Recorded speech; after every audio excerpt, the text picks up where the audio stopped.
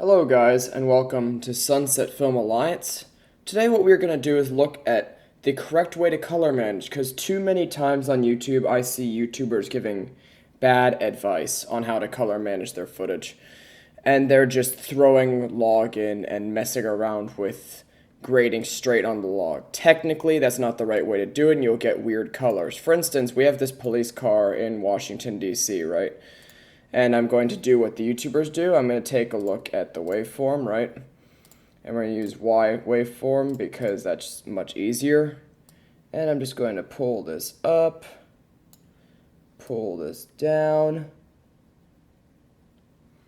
and then add some saturation. That's the incorrect way to color grade because as you see these, what's supposed to be red right here is sort of orangish brown, and this blue is sort of a different color than it's supposed to be. So another way that YouTubers do it, at least in DaVinci Resolve, and this is the only way you can really do it in Premiere Pro, is to just get yourself your LUT and then put it on and then color grade from there. And that's the correct way to do it in Premiere Pro and a correct way to do it in Resolve. Another way that people use is color space transform, where you select the camera's gamut and log from there, then you use timeline for the rest, and then saturation compression for gamut. And that, in essence, is what we're going to show you today. We're going to show you the correct method to do it without all of these extra nodes that are just a pain in the butt. So first, what I'm going to do is I'm going to set up a timeline.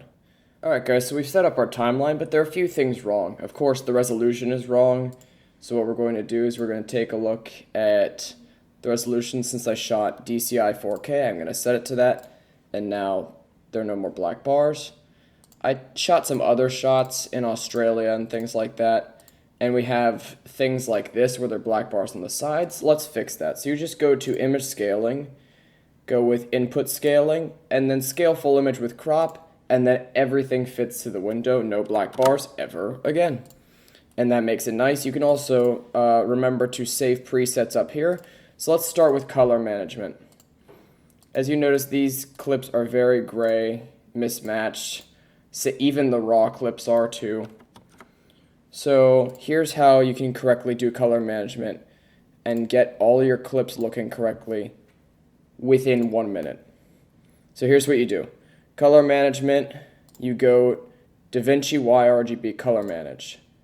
Then turn off automatic color management and go to HDR DaVinci wide gamut. The reason is this is a really wide space that you can push colors in without them breaking, even if you just jack the saturation up to 100%. Don't know why you do that, but you need to have the freedom to do so that you can actually get the grade you want without your footage breaking apart.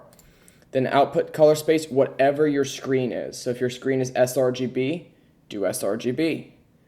If your screen is P3, do P3. On Windows, you're likely to only do Rec 709 or sRGB because DaVinci's HDR viewing in Windows is completely broken. On Mac, just set it to whatever your Mac screen is. And then save that. And you're going to notice the raw files are already there. They're automatically color graded. Do I have any color grading nodes? Nope. And there you go. So the raw files, done. But the compressed files are still gray. Why is that? Okay, so what you can do is take a look at your footage and remember what you shot it in. That's the important part. So for instance, these right here, these high ISO clips, were shot in Rec 709, which as we see equals our output color space, so you have to do absolutely nothing.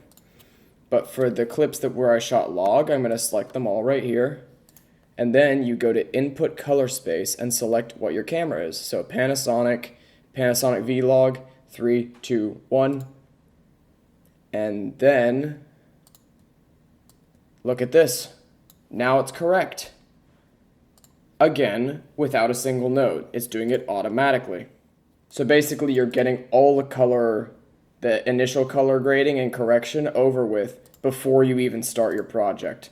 And that way later on, all you have to do is grade it to how you want it to look rather than having to correct weird colors. And now as you see, every single color in the entire thing is graded properly. Isn't that wild? And the nice thing about DaVinci Color Manage is that it works with almost all camera things, as you saw right here, for instance. But basically, yeah, you have everything you need. Like if you're using DJI drones, if you're using Fujis, if you're using even Leicas, I don't even know who shoots a video on a Leica. And any weird color space that you need in between. Even missed color spaces like XYZ. Don't know why you'd use XYZ, but you have the option. And this gives you a pretty good range. The only gripe I have with color managed workflow is it makes the dials act different. But once you get accustomed to that, then you're completely fine. And you can push colors way further than you can in a non-color managed workflow. And you can get some pretty wild things. I'm also going to show you guys today how the professionals do it. They do it with ACEs. Now, ACEs you don't want to use for every project, because if you do, most consumer cameras are not supported in ACEs, unless they're from huge companies. So Panasonic, Sony, Canon, you'll be fine. But Nikon, they don't have. Fuji, they don't have. GoPro, they don't have. DJI, they don't have. So ACEs, you're going to want to do very carefully. So with ACEs, pretty similar stuff. Don't worry about most of this, except for your output transform. Set it to what your display is. So mine's Rec 709. Input transform, if your footage is mostly shot on a single camera, pick it. As you see here, we're very limited in what we have. And in fact, some of them are camera limited too. So since I'm using Panasonic, I'm lucky enough to have this space right there. I just click that and then watch this. It does it automatically without me even having to go clip by clip. Though, remember, some of my clips are not in log, so I have to fix that. So what I do is ACES input transform and then go to what it was and hope that you have it. Because if you don't have it, you can't use ACES. ACES gives you more of a dark Netflix look with desaturated highlights compared to, say, DaVinci Resolve Color Managed. So all this footage here that I'm looking at is Rec 709, so that's why it looks like it's exploding, you know. So I'm just going to select all of these and set them input transform to Rec 709. They're fixed. There you go. Fixed with accurate color. Will I ever use these extremely high ISO shots? No, they're for testing purposes. And RAW, being RAW, completely conforms to the clips as needed, which is really good. As you see right there, and there, there, and there, even there, and there.